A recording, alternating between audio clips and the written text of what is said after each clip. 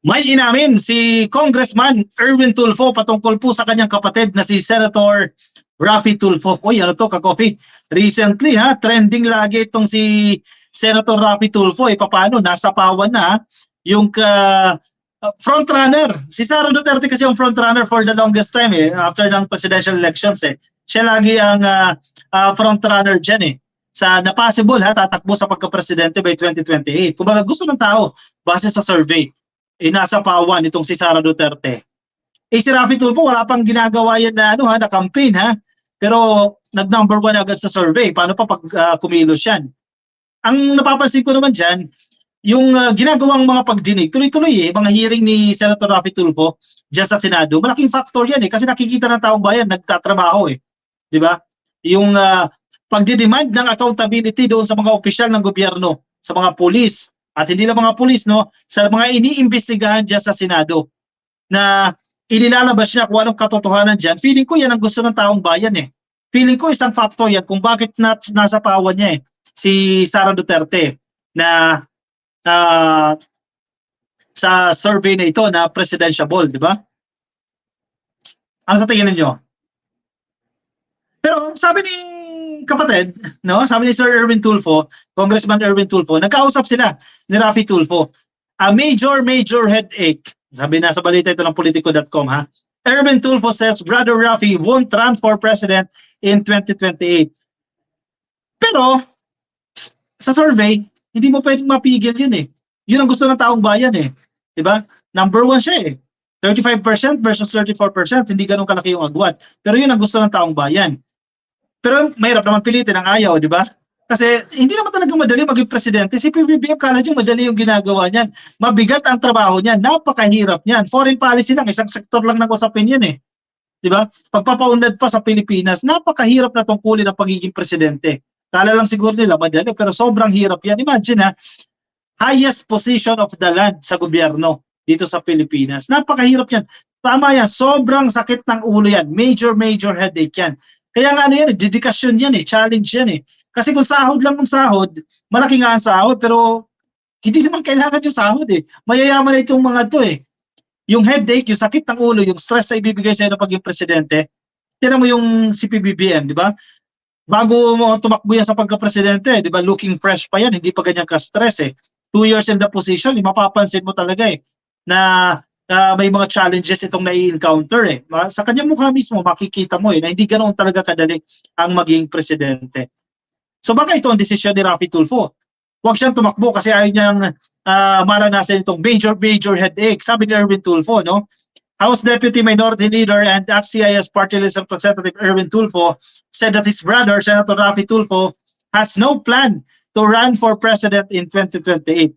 Kahit na gusto ng tao, sabi ng survey, ako naniniwala ko sa survey, gusto ng tao siya maging presidente, pero wala raw pong plano tumakbo sa pagka-presidente si Raffy Tulfo, sabi po ni Sir Erwin. During Thursday's interview, Representative Tulfo was asked about the result of the Pulse Asia presidential survey where his brother Raffy was statistically tied with Vice President Sara Duterte. Pero 1 point higher siya kung ikukumpara mo dito kay Sara.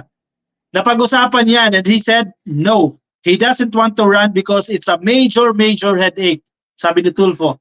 Nakakuha po ng 35% na preference share sa survey ng Pulse Asia si Raffy Tulfo, si Sara Duterte naman po ay 34%. Noon, kung papansinin niyo, ang taas ni Sara, frontrunner talaga, as in solid frontrunner. Wala pang sumusunod sa kanya, yung mga sumusunod sa kanya malalayo. Di ba? Pero lagapak, bagsak. Mga factor kung bakit bumabagsak si Sara Duterte sa survey, yung ginagawa ng kanyang pamilya. Ginagawa ni Digong, ginagawa ni Baste, ginagawa ni Pulong, kanyang mga kaibigan, ginagawa ni Harry Roque. Nakakasira kay Sara Duterte yan. At yung hindi pagsagot ni Sara Duterte sa mga issue ng confidential funds, very limited ang kanyang mga sagot. Pagbibigay ng komento sa West Philippine Sea, deadma. Vice-presidente siya, expected siya magbigay ng komento dyan. Pagdating niya doon sa prayer rally para kay Kibuloy, pero actually di prayer rally, nananawagan ng pagbagsak ni PBBM, andun siya, negatibo yan para sa tao. Kaya bumabagsak ang kanyang rating. Tulfo was also asked about his other brother, broadcaster Ben Tulfo, who entered the Magic 12 of the Pulse Asia Senatorial Survey. When I asked to him the other day, wala naman siyang plan. I don't think merong plano ka-coffee, si Ben Tulfo. Feeling ko hindi walang plano yan. Pumasok sa politics at lalo ma-stress yan sa politics. Nagulat siya na biglang sinama siya doon. Tinesting lang yata yon ng survey company ng Pulse. Tinesting lang kung kakayanin para experiment. Kasi di ba nangyari yan sa Ejercito Brothers kay JB at Jinggoy. When both of them joined, nawala silang pareho. Added Representative Tulfo referring to Senator Jinggoy Estrada and his half-brother Senator JB Ejercito. Si Tulfo topped the Pulse Asia senatorial survey conducted from March 6 to 10. Ito, 100% sure to si Erwin Tulfo. Kung tatakbo sa pagkasenador yan, sure win yan, ka-coffee. Pero like I said, it's very, very far and there's a lot of problems to be solved for us right now instead of thinking of elections, di ba? Parang iniwan mo yan, sir, sa isang bahay. Marami kang problema, isipin mo na kagad yung promotion mo, yung negosyo mo. Unahin mo muna yung sa loob ng bahay, Representative Tulfo stress. Next year pa ang eleksyon, pero last quarter o third quarter ng taon na to, medyo maingay na yan, ka-coffee. Expect nyo, maingay na yan, politika na yan. Lalo yung mga nangangarap maging senador, maingay na yan, ka-coffee. Kaya hindi natin maiiwasan itong mga surveys na ito, maglalabasan ito. Ang presidential, medyo malayo-layo pa yan, pero mahirap ang presidential, ka-coffee, mahabang process yan eh. Kung may plano ka, kailangan mag-ingay ka na, di ba? Gumawa ka na, sunod-sunodin mo na yung mga aktibidades mo para matandaan ka ng tao. At ang best way dyan, magtrabaho ka ng tama. Di ba? Kasi mapapansin ng tao yan eh. Kung nagtatrabaho ka ng tama. Antay tayo. Ang senatorial, malapit na yan. Ang presidential, medyo malayo-layo pa, pero magiging maingay na rin yan. Ano sa tingin ninyo?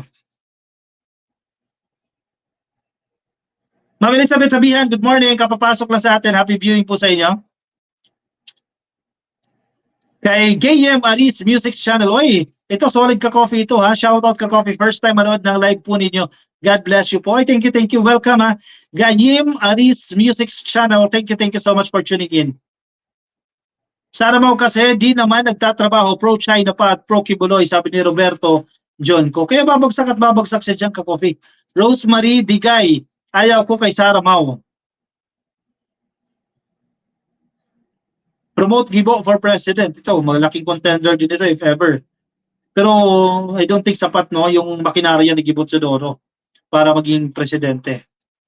Raiso Dreyan, happy viewing po sa inyo. Shoutout po sa inyo. Nakikinig naman siya sa Hong Kong.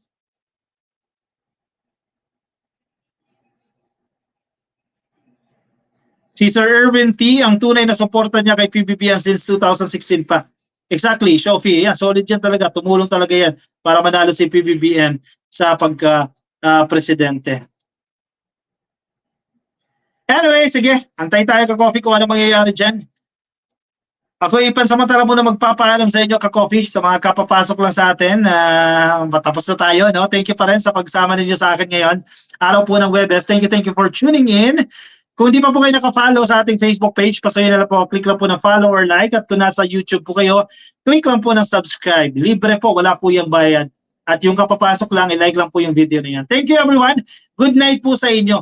Happy viewing po. Ma'am Nilda Galvez. Thank you everyone. Paalam po sa inyo. Bye-bye.